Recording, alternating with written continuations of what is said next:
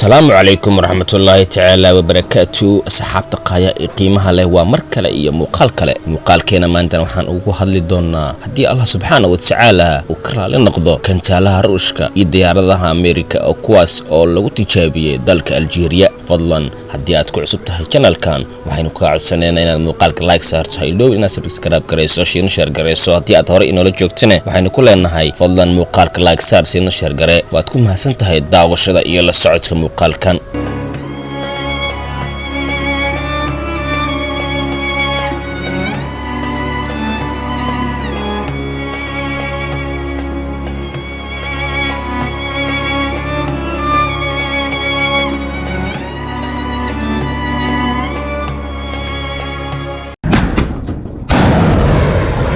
كنتالada ruushka iyo diyaaradaha Mareykanka ayaa dawladus military oo weyn Algeria ka sameeyay xadka ay la wadaagto Morocco. ciidanka Algeria waxay dawladus weyn oo cirka ah iyo mid dhul ah ka sameeyeen gobolka koonfurta ee Tindouf oo ku yaal xadka galbeedka ay la wadaagto Morocco. waa dawladuskii ugu horeeyay ee military oo ay sameeyso Algeria sanadka cusub sida ku cad muuqaalada laga sii daayay telefishinka dawladda fiidnimadii Isniinta oo ku beegneed Janaayo 18 2022. dawladuskan militariga Algeria ayaa yimid iyada oo ay jirto xiisad ka taagan gobolka kadib qalalaasii ka jiray gobolka Karakat ee Saharaha iyo waliba fargelinta ciidamada Morocco si ay u xoreeyaan wado caalami ah oo boqortooyada la xiriirta Mauritania. sidoo kale isbedelada siyaasadeed oo ku saabsan qoonsiga Mareykanka ee madax banaanida Rabat taasi oo ku saabsan dhulka lagu muransan yahay ee Saharaha iyo waliba jabhadaha Polisario uu Algeria taageero. dawladtusidan military oo Algeria ay cinwaan uga dhigtay xornimada 2021 ayaa dhacay Axadii iyo Isniintii iyadoo uu kormeeray General Saeed oo ah madaxa shaqaalaha ciidanka ee loo soo gaabiyo NBA. AFP ayaa warisay Isniintii hay'adaha Algeria in muuqaal muddo rubac saac soconaya telefishinka Algeria laga sii daayay muuqaalo layli ah oo loo adeegsanayo rasaas nool iyo wili nooca ugu dambeeyay ee kantaalada loo yaqaan anti-tank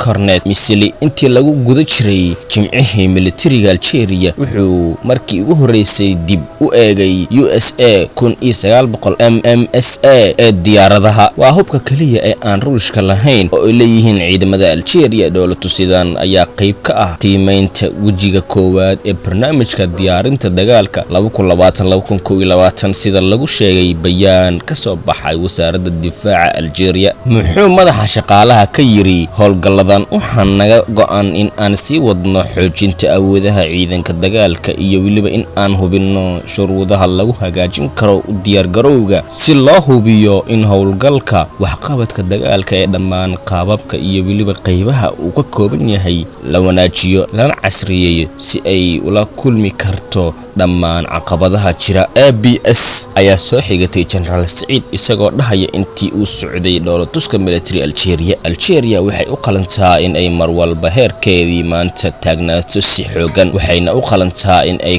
xor ahaato qof walba oo Algerian ah in uu hogaamiyo isla markaana uu noqdo Algeria shalay iyo Algeria maanta. Algeria waa wadanka kaliya ugu weyn Afrika xuduudiisuna waxaa lagu qiyaasaa in ay tahay 6.5 kun oo kiiloomitir oo ay la leedahay 7 dal oo qaarkood dagaal ka socdaan. Algeria waxay ka dhigtay howlgalkeedii shisheeye Algeria xulafalaha jabhadaha xoreynta cas iyo waliba kuwa Polisario ayaa ka dhigtay howlgallo shisheeye oo loola dan leeyahay in lagu carqaladeeyo iyada oo loola jeedo Israel kadib markii Washington ay aqoonsatay madax banaanida Morocco ee galbeedka Saharaha si loogu bedelo caadi ka dhigista xiriirka Morocco iyo waliba dawladda Yahuuda. dhanka kale markab dagaal oo uu leeyahay Ruushka ee ciidamada badda oo ka kooban maraakiibta shidaalka siiya ayaa ku xirtay dekedda Algeria maalintii Isniinta isagoo qayb ka ah 3 meelood meel ka mid ah joogista farsamo ayay sheegtay wasaaradda difaaca Algeria in ay tahay habka kaliya ee looga hortagi karo. wasaaradda ayaa war ay soo saartay ku sheegtay in xoojinta ay qayb ka ahayd macnaha guud ee howlgallada iskaashiga military ee u dhaxeeya labada dal ee ka dhanka ah difaaca iyadoona ujeedadu tahay in loo qaado iskaashiga khibradaha ee u dhaxeeya ciidamada badda Ruushka iyo kuwa Algeria si looga hortago cadowga sida ay sheegtay wasaaradda.